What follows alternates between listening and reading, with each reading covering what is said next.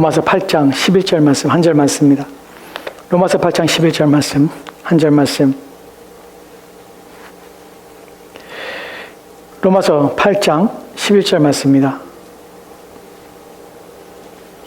로마서 8장 11절 말씀 한 절 말씀 우리 함께 합독하도록 합시다. 우리 잘 주실 줄 알고 로마서 8장 11절 말씀 함께 합독합니다. 같이 읽겠습니다. 시작.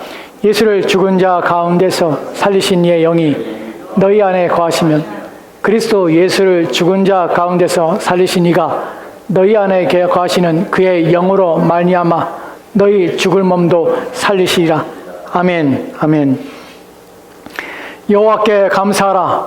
그는 선하심이요 그의 인자하심이 영원함이로다. 너희는 이르기를 우리의 구원의 하나님이여 우리를 구원하여 만국 가운데서 건져내시고 모으사 우리로 주의 거룩한 이름을 감사하며 주의 영광을 드높이게 하소서 할지어다. 아멘. 아멘.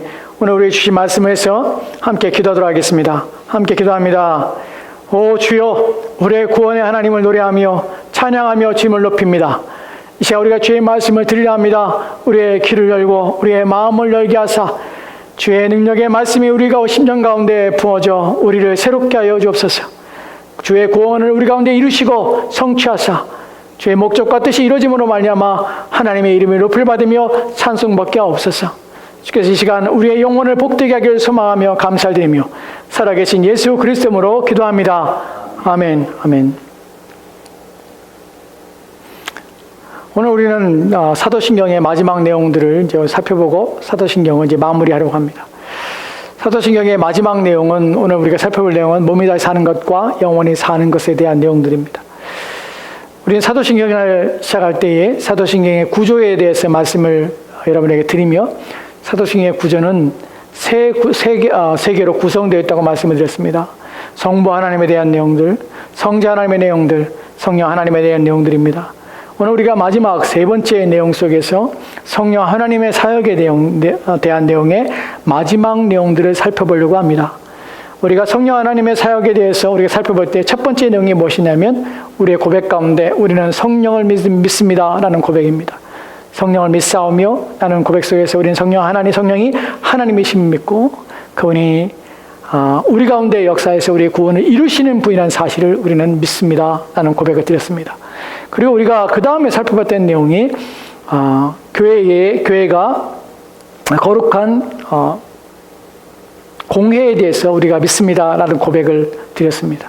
그러니까 거룩한 공회라는 뜻이 교회는 거룩하다는 것이고 또한 공의라는 것은 보편적이라는 사실을 말씀드렸습니다. 교회가 보편적이라는 것은 세 가지 면에서 그렇다고 그랬죠. 첫 번째는 시간적인 면에서, 또한 장소적인 면에서, 그리고 사람들에 대해서 교회는 보편적입니다. 우주적인 교회라고 말씀을 드릴 때에 우리는 모든 그리스도를 믿고 또 하나님 믿는 모든 자들은 한 지체요 한 몸이라는 사실을 우리는 압니다. 또한 우리가 그 다음으로 우리가 살펴봤던 것이 죄 사하는 것과 그리고 죄를 사하여 주시는 것, 그리고 그 앞에 있는 것이 성도가 교통하는 것, 거기에 대해서 우리가 믿는다는 것을 우리가 지난 시간에 살펴봤습니다.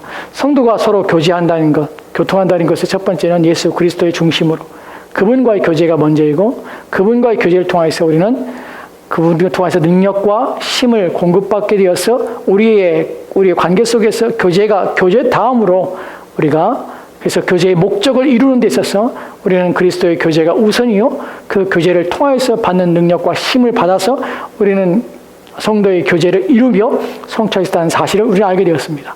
그리고 죄를 사함받는 것에 대해서 우리 살펴볼 때에 이 부분은 참으로 중요한 부분입니다. 물론 이 부분에 대해서는 우리가 끊임없이 계속해서 말씀을 드려왔고 또한 드릴 것입니다.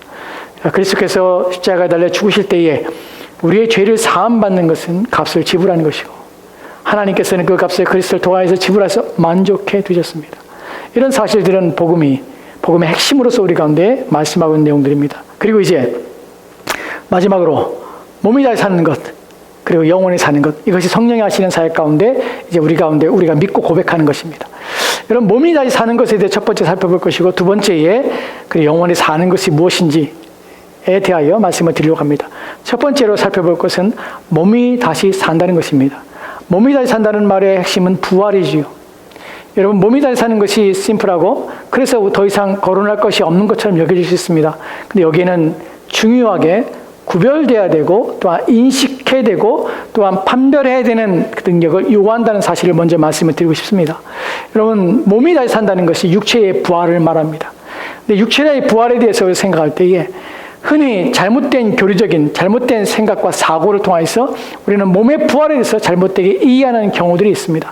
왜 사도신경에 몸이 부활하고 몸이 사는 것이라는 표현을 의도적으로 우리 가운데 가리키고 있냐면, 여러분, 우리가 성경에서 우리 가운데 말씀할 때에 몇 가지 단어들이, 두 가지 단어가 혼동이 되는 경우도 있습니다. 무엇이냐면 육신에 대한 단어들이 혼동을 일으키는데, 육신이 가리키는 것이 때로는 그것이 물질로 구성된 우리 육체를 가리키는 경우도 있습니다.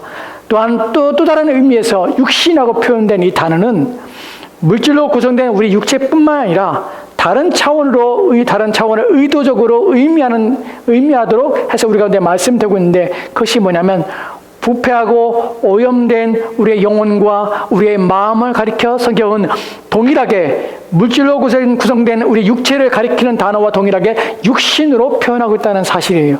그래서 우리는 문맥 속에서 이것이 물질로 구성된 육체를 가리키는 육신인지 아니면 우리의 부패하고 오염된 우리의 영혼과 우리의 마음을 가리키고 있는 육신인지 하는 부분에 대하여 우리는 구별할 수 있는 능력을 가져야 하는 것이에요. 왜 이러한 것들이 필요하냐면 제가 그 위에 말씀드릴 내용 때문에 그래요. 먼저 성경에서 이 부분을 구별하고 있다는 사실을 기억합시다. 그래서 이렇게 표현하는 구절들을 보게 됩니다. 로마서 8장 6절 말씀입니다. 같이 돌아갑시다. 시작. 육신의 생각은 사망이요 영의 생각은 생명과 평안이니. 아멘. 본문에서 육신의 생각이라 할 때 이 육신은 물질로 구성된 우리의 몸을 가리키는 것이 아닙니다. 육신의 생각이라는 것은 어디서 나냐면 영혼의 또한 우리의 마음의 구성 요소요 또한 기능입니다. 즉 우리의 영혼이 우리의 마음이 기능할 때에 생각이라는 것을 하게 됩니다. 근데 부패하고 오염된 우리의 영혼과 우리의 마음에 쓰라는 사고, 판단, 또 의지, 결정하는 모든 생각에 범위된 이 모든 작용들은 다 잘못된 것이고 사망으로 이끈다는 사실이에요. 그것은 우리 육체를, 물질로 구성된 우리 육체를 가리키는 것이 아니에요. 우리 육체가 생각하거나 사고하는 것이 아니라는 사실이에요. 성경은 육신이라 표현할 때에 이러한 구분점들을 우리 가운데 말씀하고 있다는 사실을 우리는 기억해야 합니다. 여기서 중요한 것이 있습니다. 제가 말씀드리고 싶어하는 중요한 것이 무엇이냐면, 우리는 성경이 말하는 육신과 육체에 대하여 동일하게 육신이라고 번역될 때에 이것이 마치 우리가 물질 구성된 우리 육체에 대하여 육체가 생각하고 또한 육체가 더럽혀졌으며 우리 육체가 멸망할 것이고 육체가 악하다는 사실로 우리는 착각하면 안 된다는 것이에요. 그래서 나오는 것이 무엇이냐면 우리의 육체가 더럽혀지고 우리 육체가 악하기 때문에 그 육체를 멸해야 되며 육체는 소멸할 것이고 죽을 것이며 사라질 것이라고 생각해서 그 육체에 해를 가하며 그 육체를 억제하며 또한 그 육체를 배제하는 일들을 행하고자 한다는 것이, 그것이 신앙이란 영역 안으로, 믿음의 행이란 영역 안으로, 경건이란 영역 안으로 변질돼서 우리 가운데 온다는 것이, 그래서 가리키는 것이 무엇이냐면 금욕주의예요. 여러분, 교회 안에서 이루어지는 금욕 당연하죠. 어떤 면에서 우리는 금욕해야 됩니다. 우리는 쾌락주의를 추구하지는 않습니다. 그래서 우리는 육신의 충동과 또한 자극과 또한 마초 신경을 충족시키기 위하여 우리는 행동하지 않습니다. 우리는 살지 않습니다. 그것을 추구하며 그 욕구를 이루기 위해서 욕망에 이끌려 살지 않습니다. 그래서 어떤 면에서 우리는 금욕적입니다. 하지만 금욕주의라는 것이 가지고 있는 의도가 이원론적 개념에서 물질은 악하고 영적인 것은 거룩하다는 그노시스적, 지금 무슨 말이냐면 좀 어려운 말일 수 있습니다. 그런 성경에 나오는 것입니다.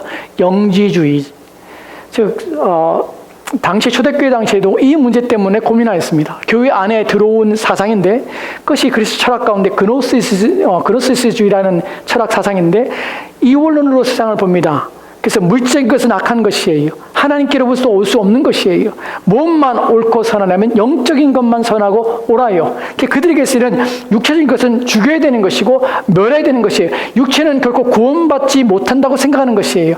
오늘날 우리에게 있어서 영지주의를 우리가 본받거나 따르는 사람은 없습니다. 하지만 우리의 내면된 우리의 생각과 사고 속에서 우리는 무슨 생각을 하냐면 육체라는 것을 잘못 해석하고 성경이 육신이라는 것을 죽여야 될 것, 멸해야 될 것, 싸워야 될 것 하는 것들에 대하여 물질의 육체가, 물적인 구성인 육체가 아니라 부패하고 타락한 우리의 영혼과 우리의 마음을 죽여야 되며 그것을 대적하며 그것을 싸워낸다는 사실이 변질되어서 마치 우리 육체가 악하고 우리 육체 자체가 죽여야 되는 것을 착각해서 금욕주의에 빠져 있다는 것이, 그래서 가리키는 것이 뭐냐면 육체를 학대하는 것이, 심하게는 우리는 육체에 대해서 해를 가함으로 내가 좀 더 하나님께 가까이 나가며 좀 더 신앙적으로 생각하는 경향이 있습니다.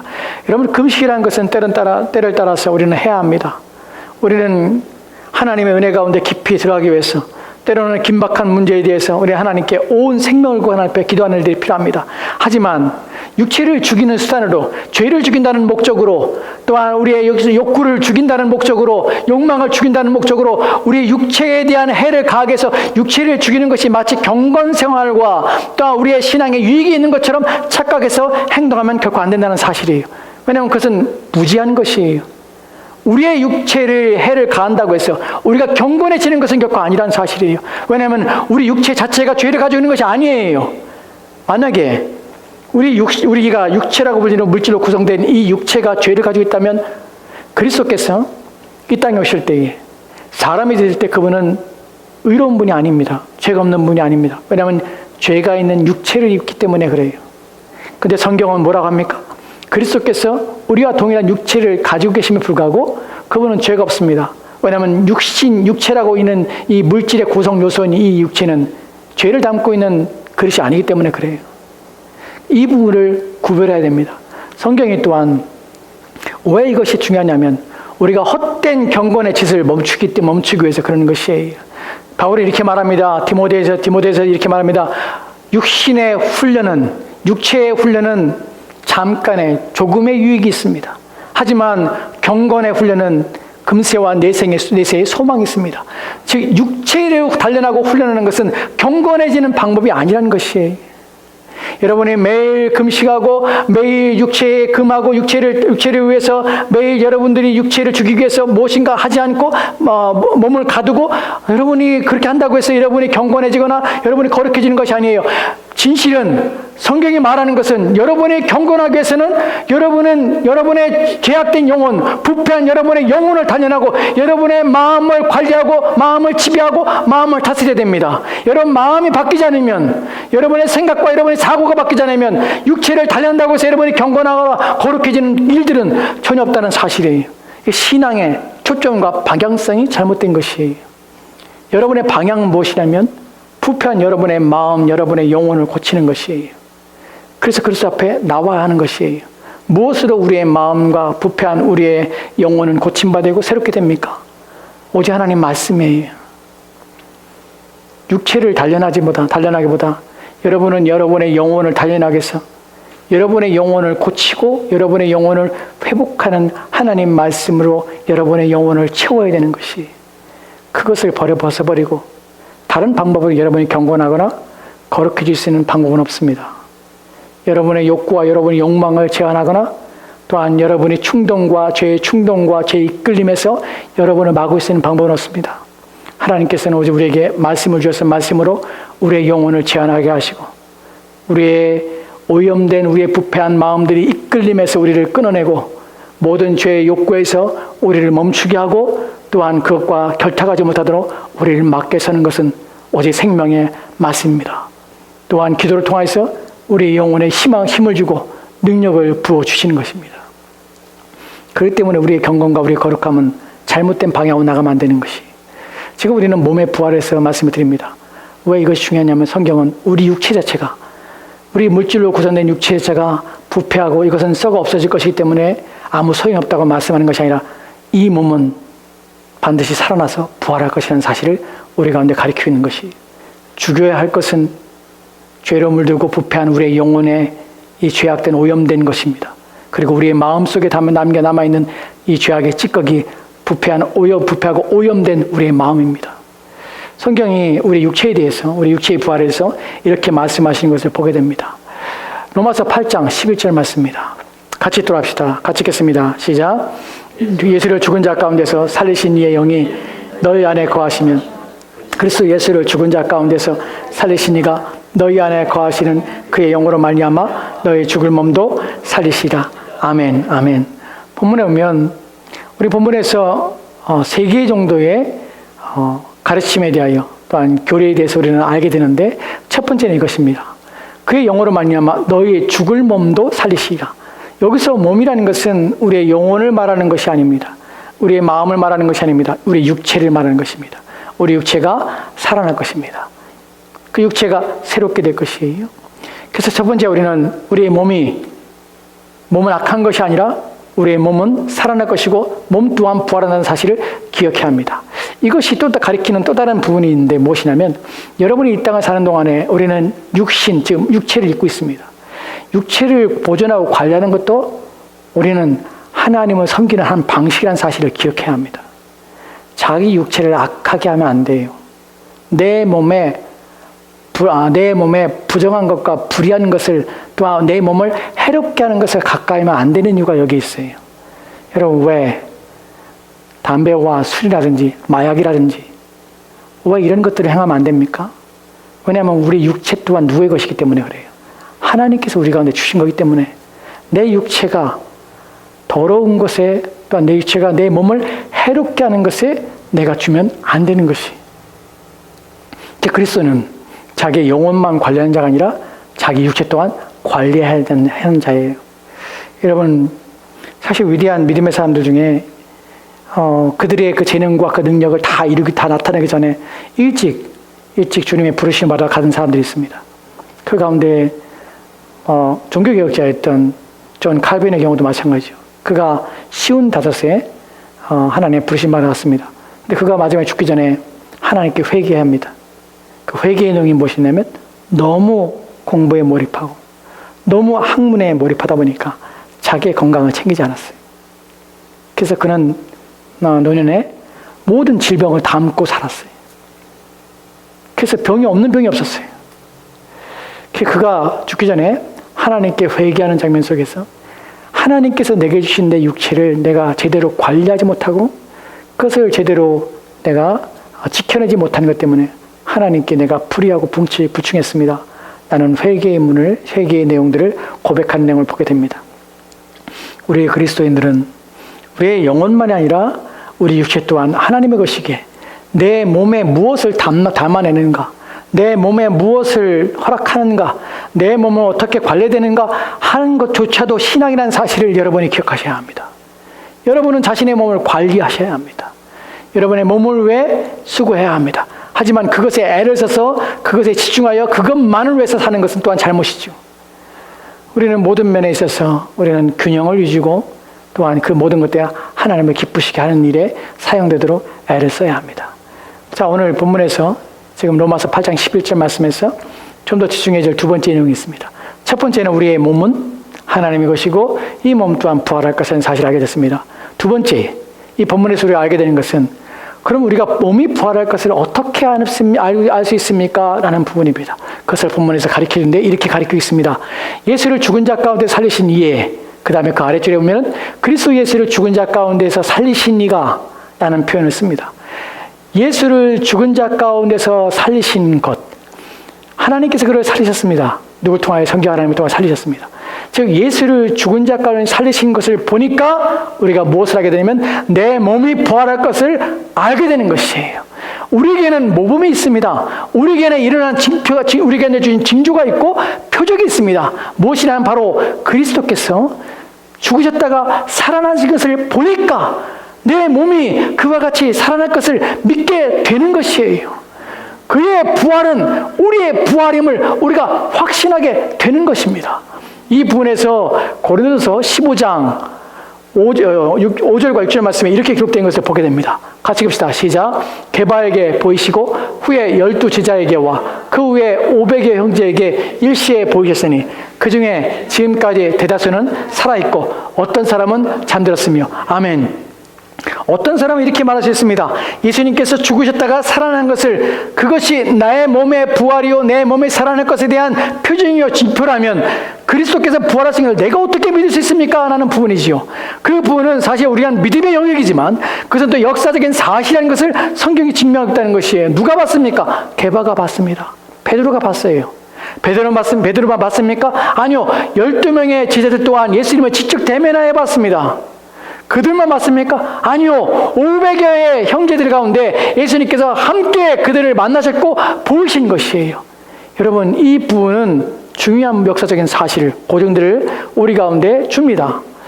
예수님께서는 다시 부활했다는 것을 자신만 하신 것이 아니에요. 몇몇 사람들에게만 보이신 것이 아니에요. 500여 사람들이 보았고 그들이 지금도 살아있고 또한 그들 중에 죽은 자도 있지만 이것은 사실이라는 것이에요. 이렇게 생각할 수 있습니다. 집단 체면이 아닌가? 또한 사람들이 말을 맞춘 것이 아닌가? 서로 짠 것이 아닌가? 라고 생각할 수 있습니다. 여러분, 사람의 생각과 사람의 호기심은 이루 말할 수가 없습니다. 예수님이 부활했습니다 라는 말에 대하여 그것이 역사적인 사실인가 묻고 본 사람이 있다는 데 불구하고 여전히 우리의 이성적인 호기심과 생각은 정말 그런가? 서로 짜지 않았는가? 서로 꾸며낸 얘기 아닌가? 라는 것에 의구심을 가질 수 있습니다. 있습니다. 그런데 생각해 보십시다. 우리가 사도신경에서 나타나는 예수님의 부활을 목격한 사람들이 어떻게 살았는가를 생각해 보십시다. 그들이 만약에 거짓으로 말을 맞췄다면, 그들이 서로를 속였다면, 그리고 그런 척했다면, 정말이 아니라 그랬다면, 자기들이 사람들을 속이기에 지어낸 말 때문에 감옥에 갑니다. 심지어는 죽기도 합니다. 핍박을 당하고 그들이 받기 때문에 자기의 살던 집을 다 떠나서 도망쳐야 됩니다. 여러분, 자기가 만들어낸 거짓말 때문에 감옥에 들어가기까지 자기가 만든 거짓말을 지키고 그것을 증명하려고 하는 사람이 있겠습니까?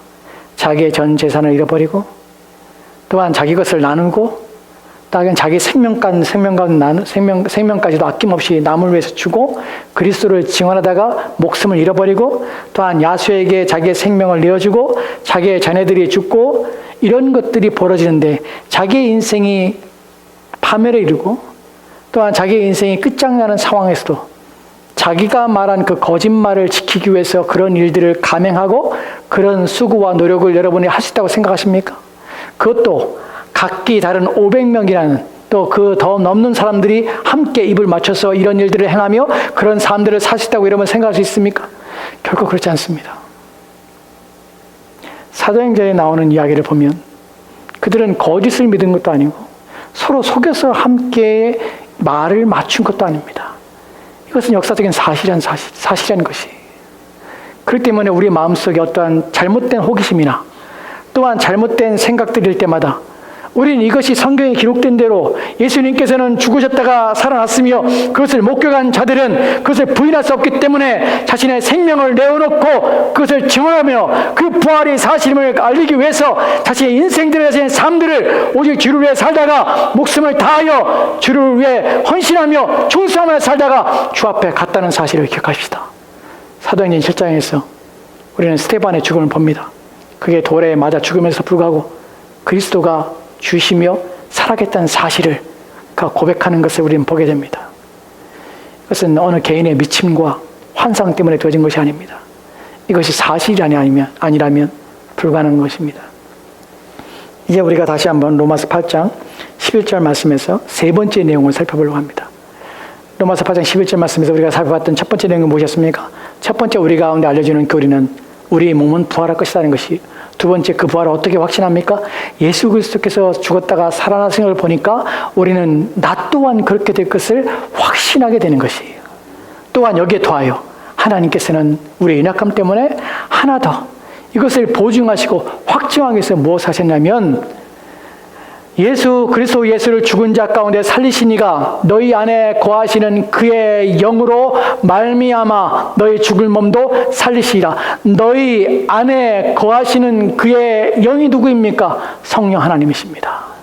그분을 우리 안에 두신 것이에요. 무엇을 위해서요?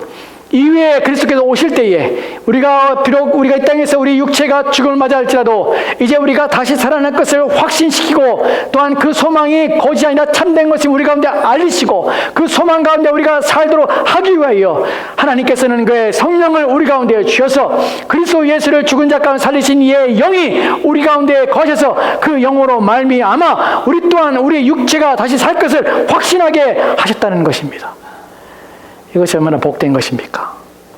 그래서 우리는 몸이 다시 사는 것을 할 때 우리 육체는 부정한 것이 아니라 우리가 관리해야 될 것임을 알고, 그 육체는 다시 살아날 것이고, 그리스도께서 통하여서 우리는 그것을 확인하고 우리 안에 계신 성령이 우리로 하여금 부인하지 못하게 하시는 것이, 이것을 우리 믿습니다.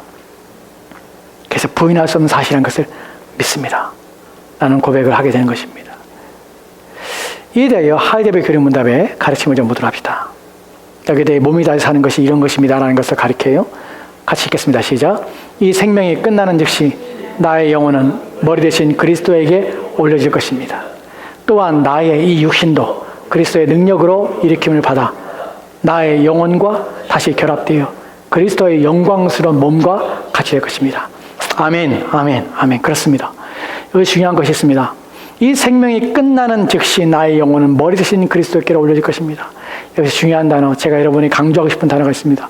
무엇이냐면 즉시라는 단어입니다. 즉시 우리는 누구에게로? 그리스도께로 우리는 올려와 갈 것입니다. 이것을 믿으셔야 합니다.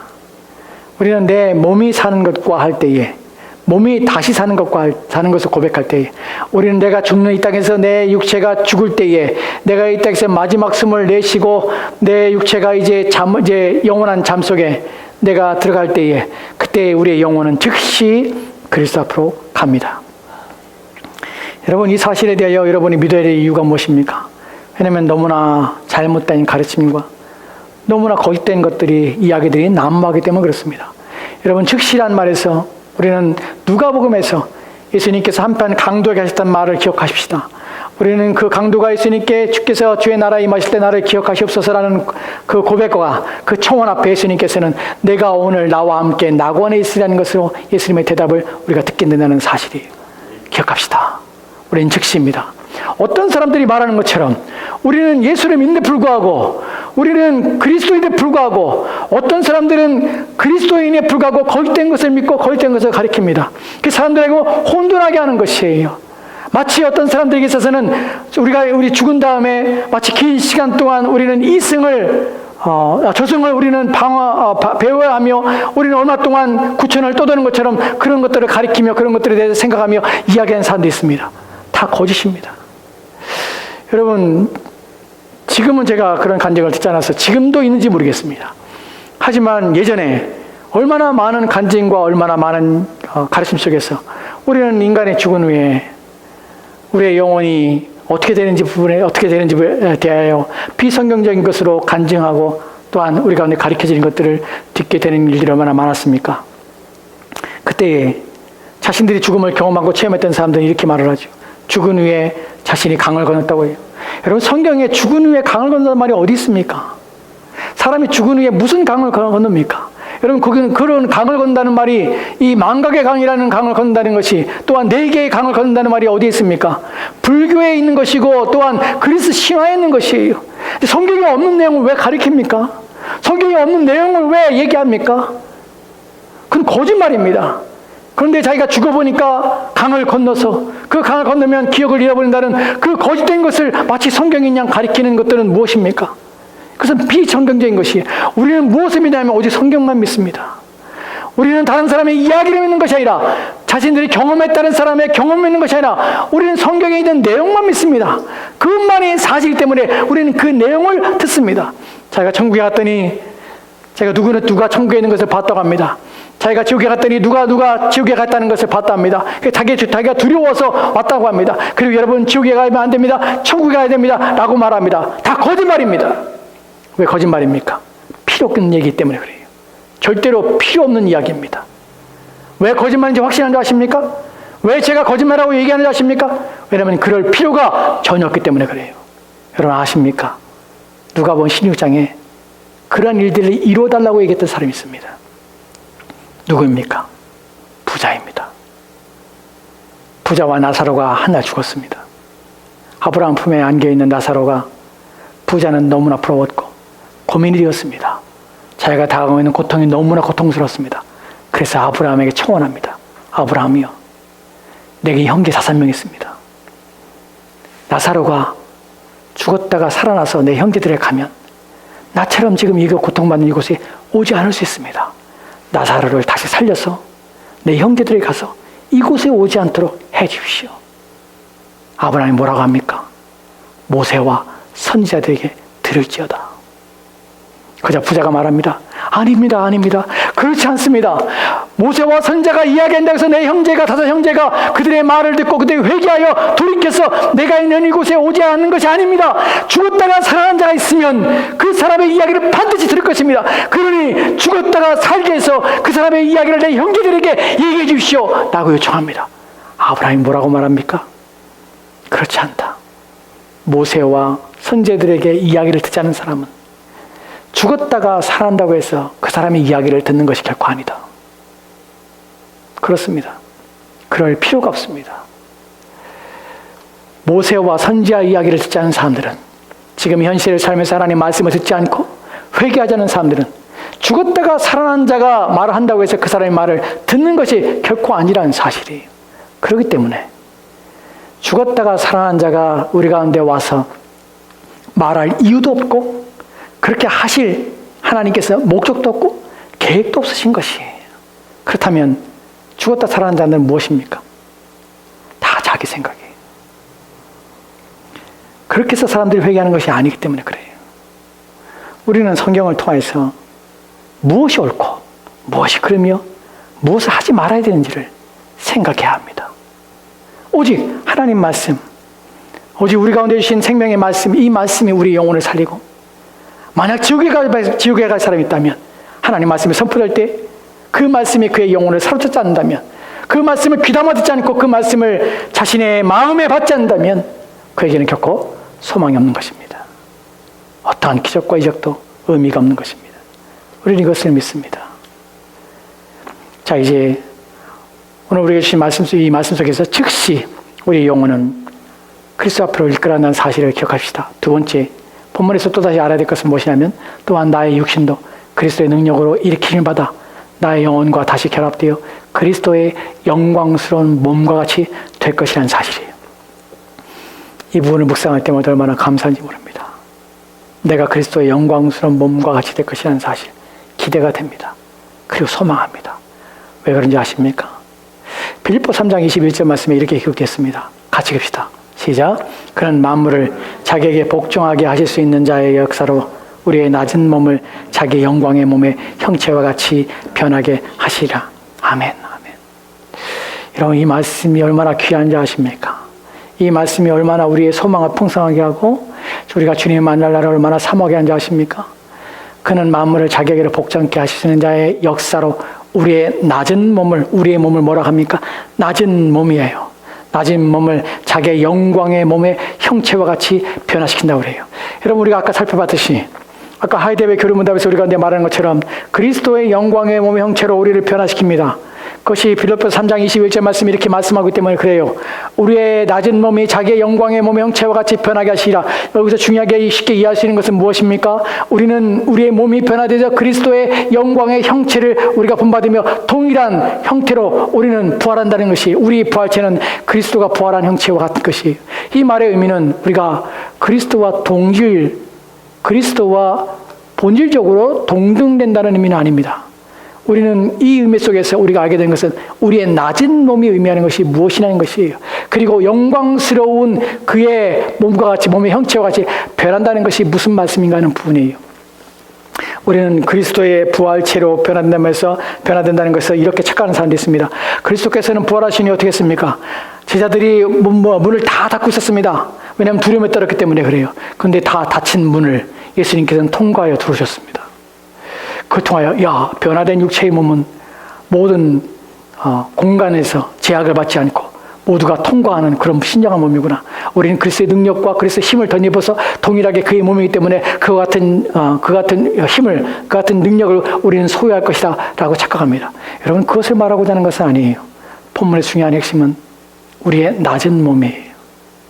이 몸이라는 것이 무엇이냐면, 우리의 낮은 몸이라는 것이 가지고 있는 의미하는 것이 무엇이냐면, 우리는 여전히 부패한, 또한 우리의 몸은 여전히 죄의 오염 가운데 있어서 우리는 죄가 없거나 또한 온전한 거룩함을 우리는 경험하지 못하며 이룰 수 없는 상태에 있다는 것이, 그게 저와 여러분이 가지고 있는 이 몸의 한계입니다.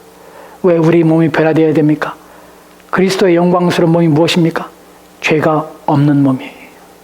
또한 죄를 지을 수 없게 되는 것이, 그래서 그것은 영광스러운 몸인 것이, 우리는 이 부분에서 우리가 변화될 날은 지금 우리와 같지 않습니다. 지금 우리가 느끼는 것 같지 않습니다. 우리가 생각하는 것 같지 않습니다. 우리는 새로운 것을 경험하게 될 것입니다. 바로 그것은 그리스도의 죄가 없는 몸과 죄를 지을 수 없는 몸으로 우리는 영광스럽게 하나님 앞에 변화된 채로 주 앞에 서게 될 것입니다.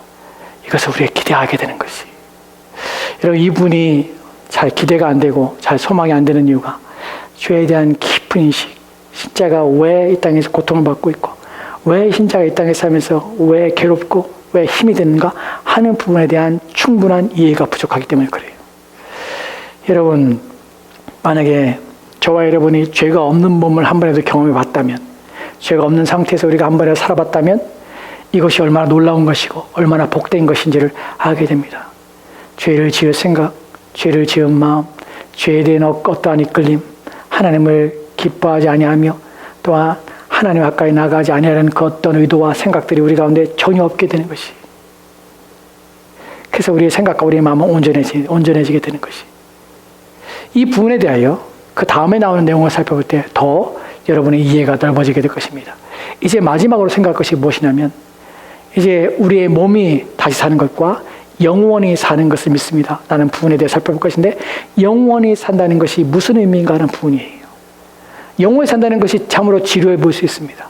영원히 사는 것이 의미 없는 것처럼 보일 수 있습니다. 그러나 전혀 다른 차원이라는 것을 여러분이 인식하셔야 합니다. 이 부분에 대해서 우리가 하이데베 교류문답에서 이렇게 가르치는 것을 보게 됩니다. 영원히 사는 것은 이런 것입니다 라는 것이에요.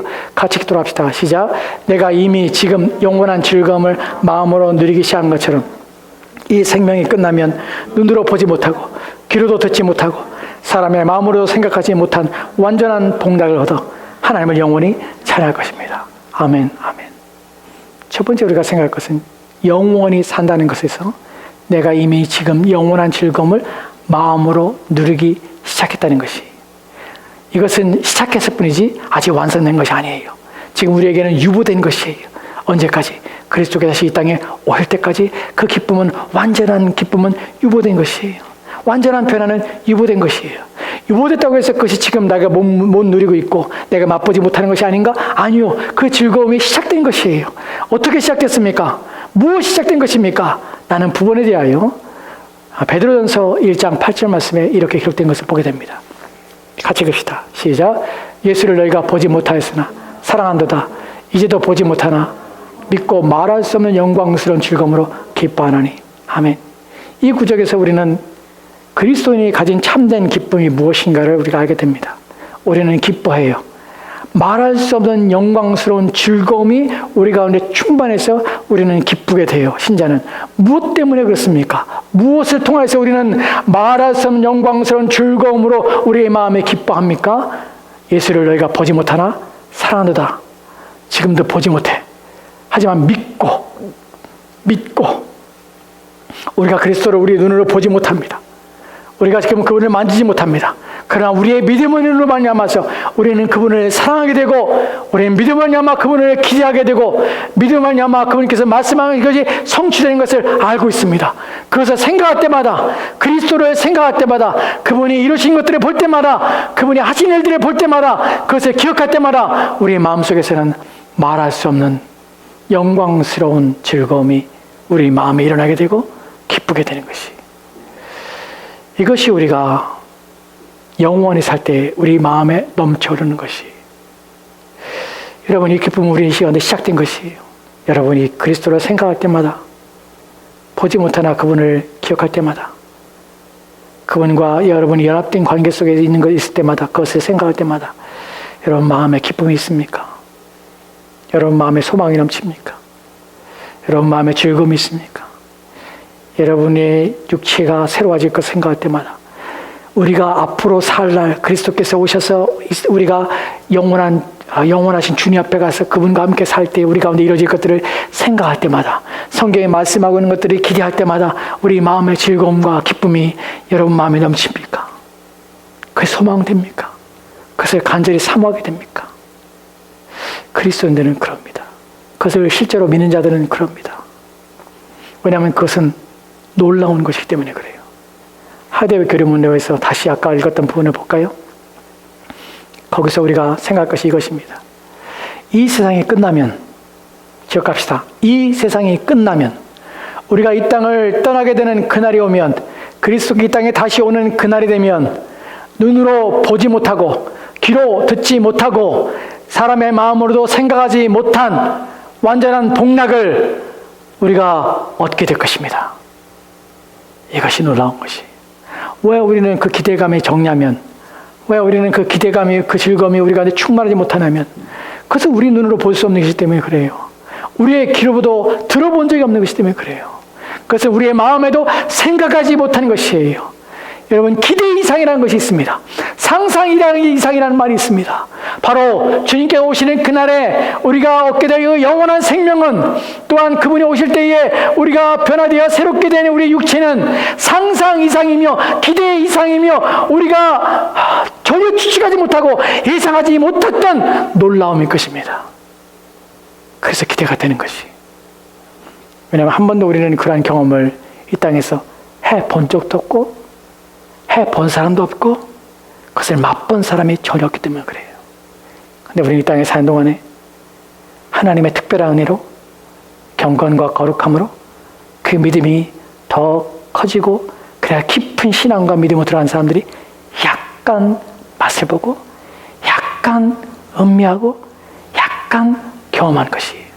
근데 그 경험, 그 약간의 경험과 약간의 그 맛봄이 얼마나 큰지, 그들의 전 삶을 하나님 위해 살아도 전혀 아깝지 않음을 알고 살았던 것입니다. 왜